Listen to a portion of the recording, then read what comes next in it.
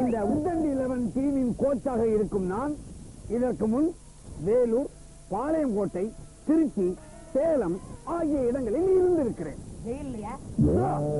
மைக்கு இந்த எல்லா ஊர்லயும் கிரிக்கெட் கிளப்ல நான் தான் கோச்சா இருந்திருக்கிறேன்னு சொல்ல வந்தேன். மிஸ்டர் கவாத்து கந்தசாமி, உங்க பயிற்சி முறையை பற்றி கொஞ்சம் சொல்றீங்களா? சொல்றேன். முதல்ல ஒரு 10 நாளைக்கு என் டீம்ல இருக்கிற எல்லா பிளேயர்ஸையும் நான் பாலவாக்கம் கூட்டிட்டு போவேன். அங்க மீனவர்களை வச்சுக்கிட்டு அவங்களுக்கு நெட் பிராக்டிஸ் கொடுப்பேன். எதுக்கு? மீனை கேட்ச் பண்ண கத்துக்கிட்டா தான் மின்னல் வேகத்துல வர பால கேட்ச் பண்ண முடியும். அதுக்கப்புறம் அவங்க எல்லாரையும் கார்பரேஷன் மைதானத்துக்கு கூட்டிட்டு போய் கழுத்துல சுழுக்கெடுத்து முதுக உடைச்சு பெண்ட நிமித்தி டங்குவார கிழிச்சு கடுமையான பயிற்சி கொடுப்பேன். அப்புறம் என்ன நடக்கும்? அப்புறம் என்ன, புத்தூருக்கு போய் கட்டு போட்டுக்கிட்டு வருவாங்க. புத்துணர்ச்சியோட இங்க விளையாடுவாங்க, வெற்றி கொடி நாட்டுவாங்க. மிஸ் பவுண்டரி பண்டிரிபாய், விக்கிரவாண்டி டீமோட கோச்சா இருக்கிற நீங்க ஏதாவது சொல்றீங்களா? ஏதாவதுன்னா போன்ல சொல்றேன். இப்ப கிரிக்கெட்டை பத்தி மட்டும் சொல்றேன். இந்தியாவிலேயே ஏன் உலகத்திலேயே ஆம்பளைங்க கிரிக்கெட் டீமுக்கு கோச்சா இருக்கிற ஒரே பெண் நானா தான் இருக்கேன். என்னோட பயிற்சி முறையே வித்தியாசமானது, விசித்திரமானது. இசை மூலமா செடி கொடிகளை வளர்க்கலாம், உடலை உறுதிப்படுத்தலாம், உள்ளத்தை பண்படுத்தலாம். இசையால சாதிக்க முடியாதது எதுவுமே இல்ல. இப்ப எதுக்கு அதெல்லாம் சொல்லிக்கிட்டு இருக்கீங்க? ஏரோபிக்ஸ்ங்கிற நவீன முறைப்படி நான் பக்க வாத்தியங்களோட மைதானத்துல மேல போட்டு பாடிக்கிட்டே இருப்பேன். என்னோட ராகம், தாளம், பல்லவி இதுக்கு ஏத்த மாதிரி என்னோட பிளேயர்ஸ் எல்லாம் பேட்டிங், போலிங், ஃபீல்டிங் இதெல்லாம் செஞ்சு பழகுவாங்க. மிஸ் பவுண்டரி, உங்க டீம் ஜெயிக்கணும்னு நீங்க நம்புறீங்களா? ஏன் அசிக்கிறேன்? ஐ அம் சாரி. உத்தண்டி டீம் ஒரு உருப்படாத உதவாக்குற டீம். அதோட விளையாடினா எவன் வேணாலும் ஜெயிக்கலாம். Commentator, I strongly object to this. I don't care. Okay, you proceed. கடைசியா ஒரு கேள்வி, உங்களுக்கு பவுண்டரி பண்டிரிபாய் என்ற பேரு எப்படி வந்தது? அது நான் சொல்றேன். அத நானே சொல்றேன் சார். இந்த அம்மா புறம்போக்கு லேண்ட்ல ஒரு வீடு கட்ட ஆரம்பிச்சாங்க. பக்கத்துல இருந்த பட்டா நிலத்துக்காரருக்கும் இந்த அம்மாவுக்கும் பவுண்டரி விஷயமா ஒரு பெரிய சண்டை வந்துச்சு. இந்த அம்மா கோர்ட்டுக்கு போய் அந்த கேஸ்ல ஜெயிச்சுட்டாங்க. அன்னில இருந்து அந்த ஏரியாவில இவங்களை பவுண்டரி பண்டிரிபாய் தான் எல்லாரும் கூப்பிடுவாங்க. மேட்ச்ல ஒண்ணு கிழிக்கல. வளவல பேச மேட்ச் ஆரம்பிக்கிறா.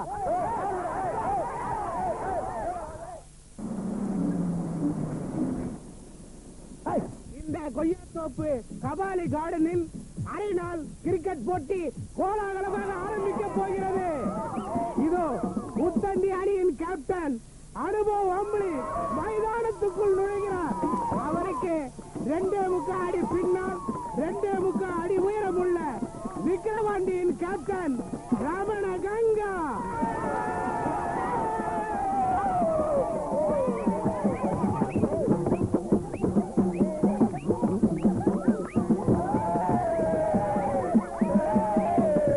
இதோ 2 அணியின் கேப்டன்களும் டாஸ் போட தயாராக இருக்கிறார்கள். இதற்கு நடுவராக நடுவில் நின்று கொண்டிருப்பவர் சுடுமூஞ்சி சித்ரகுப்தா. காசு போடலாம். காசு இல்ல. உங்களுக்கு காசு இருக்கா? கோட்டு போட்ட உங்ககிட்டே காசு இல்லை, என்கிட்ட எப்படி இருக்கும்? சாலை மரத்துக்கு வந்தீங்க. காசு இருக்கா?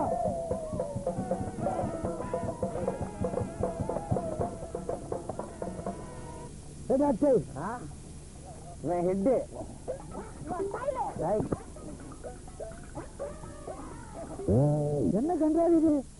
காய் செங்குத்தா நிக்கிறது. என்ன பண்றது? காய் கூட இந்த மாதிரி ஸ்டெடியா நிக்குது. யோ, பேசாம மேட்சை கேன்சல் பண்ணியா?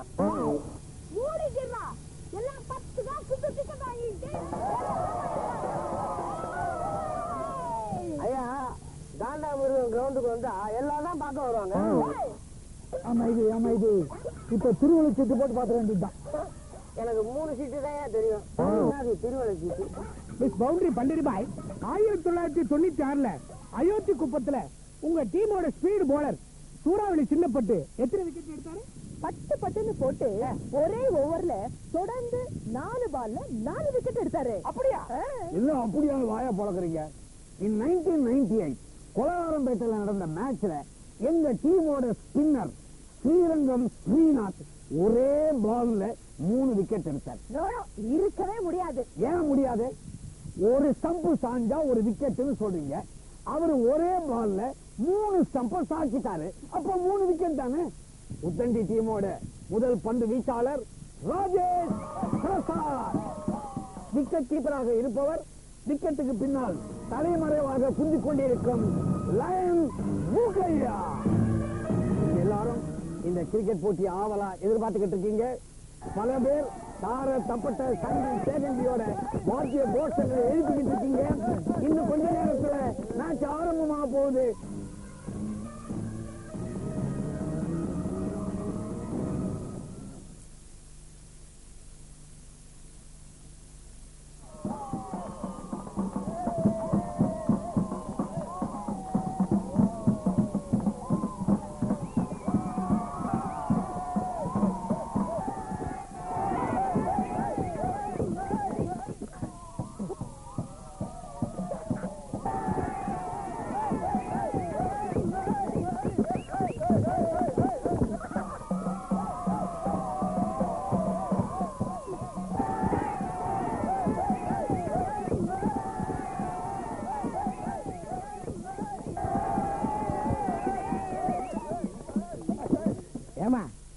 Anand D Selva very good batsman.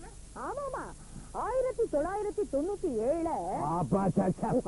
சரி, எங்க டீம் வாலாஜாவுக்கு டூர் போனப்போ ஆனந்த் டி செல்வா 250 ரன் எடுத்து ரெக்கார்ட் வச்சாரு. அதுக்கப்புறம் பாவம் கையை உடைச்சுக்கிட்டு 6 மாசம் தர்மாஸ்பத்திரியில அட்மிட் ஆயிருந்தாரு. ஏன் மேட்ச்ல கை உடைஞ்சிச்சா? மேட்ச்ல இல்ல, மேட்னி ஷோ படம் பார்க்கும்போது கையை உடைச்சுட்டாரு. எப்படி?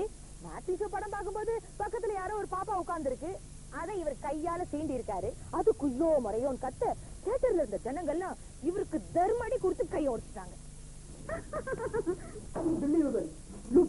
இந்த கமிஷனை கண்டக்ட் பண்ண ஆனஸ்ட் மேன் இந்த தொழில்நுட்ப துரைசாமியை நான் அப்பாயிண்ட் பண்ணிருக்கேன். Thank you sir. Mister Duraisamy, you may proceed. சூதாட்டம் வேற கிரிக்கெட் வேறன்னு தெரிஞ்சிருந்தோம், நீங்க ரெண்டுத்தையும் மிஸ் பண்ணிட்டீங்க. இப்போ உங்க விளையாட்டு உங்களுக்கே விளையாடி போச்சு. மிஸ்டர் துரைசாமி, ரொம்ப அருமையா சொன்னீங்க.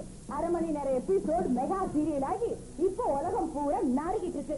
கொடுக்கறதைய உடைக்கணும், வாங்குறதைய வெட்டணும். அடச்சே, எப்படி இந்த மாதிரிலாம் உங்க வாயால பேசுறீங்க? சார், கையால ஒண்ணும் வாங்கல, அதனால வாயால தைரியமா பேசணும். இந்த பாருங்க, குத்தம் பண்ணிட்டு சட்டம் போட்டு பேசினா அது சட்டம் ஆகாது. மிஸ்டர் துரைசாமி, லஞ்சம் வாங்குற அளவுக்கு நாங்க ஒண்ணும் பஞ்சத்துல இல்ல. லஞ்சம் பஞ்சம்னு கொஞ்சம் கூட வாய் கூசாம சொல்றது உங்களுக்கு கீழ்த்தரமா தெரியல? ஏன் சார், ஆதாரமே இல்லாம எங்க மேல பழி சுமத்துறீங்களே, இது உங்களுக்கு தப்பா தெரியல? எது ஆதாரம் எங்க கிட்ட இல்லையா? ஏற்கனவே 2 டேப் ஆபீஸ் கிட்ட இருக்கு. என்ன செலோ டேப்பா? Audio tape. அது மட்டும் இல்ல, பாந்திரா ரத்னாகர் 2 பேரும் உள்ள வாங்கயா. மரியாதையா உண்மையை சொல்லிடு, இல்லன்னா சார் கிட்ட சொல்லி லேப்டாப்ல மறுபடியும் தலைக்கெல்லாம் தொங்க வேண்டியது இருக்கும். வேணாம் சார், சொல்லிடுறேன் சார். என் பொண்ணு சோபாவ உண்டனி டீம் கேட்டனுக்கு கல்யாணம் பண்ணி வைக்க ஆசைப்பட்டேன். அவன் என் அக்கா பையன் தான். ஆனா என் பொண்ணு அவன் ஏதாவது ஒரு மேட்ச்லாவது ஜெயிச்சாதான் கல்யாணம் பண்ணி போய் கண்டிஷன் போட்டா சார். அதனால ரத்னாகர் ஹோட்டலுக்கு வர வச்சு 10,000 ரூபாய் கையில கொடுத்து எப்படியாவது உண்டனி டீமை ஜெயிக்க வைன்னு சொன்னேன் சார். Correct sir. லாஸ்ட் எனக்கு முதல்ல அந்த பணத்தை எல்லாருக்கும் என் கையாலே டிஸ்ட்ரிபியூட் பண்ணேன். நோ, நான் ஒண்ணும் வாங்கல. நானும் ஒண்ணு வாங்கல. நீங்க என் கையில 2000 ரூபாய் வாங்கல. டேய், 2000 எங்கடா கொடுத்த? 1500 ரூபாய் தானே கொடுத்த. ஆக உங்க தப்புங்களை நீங்களே உங்க வாயால ஒத்துக்கிட்டீங்க. அதே மாதிரி மத்தவங்களை ஒத்துக்கிறீங்களா இல்ல ஒத்த கொடுத்தா தான் ஒத்துப்பீங்களா? நான் எதுக்கு அவ்வளவு தூரம் போறீங்க சார்? நான் சொல்லிடுறேன் சார், என்னுடைய 3வது ஒய்ஃபுக்கு 2வது டெலிவரி. அதனால ரொம்ப பணம் ஒரு 1500 ரூபாய் தான் சார் வாங்கினேன். கரெக்டாப்பா? எனக்கு வெறும் 1000 ரூபாய் கொடுத்தான். அடைச்ச ராணி சுப்பரவனுக்கு ஒரு கிரைம செஞ்சுட்டு அதை உங்க வாயாலே ஒத்துக்கிறீங்க.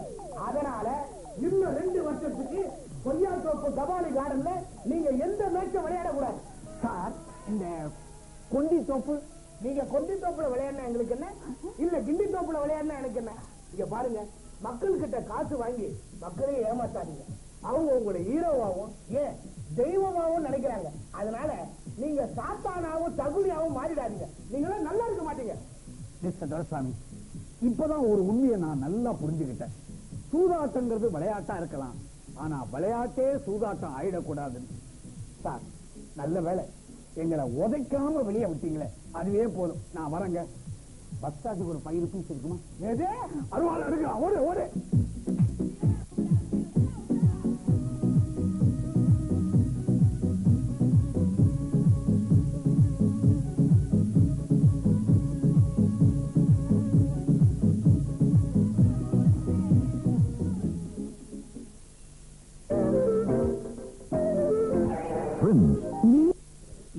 ஒரு நாள் எங்கோ நடந்த ஒரு அமர காவியம்.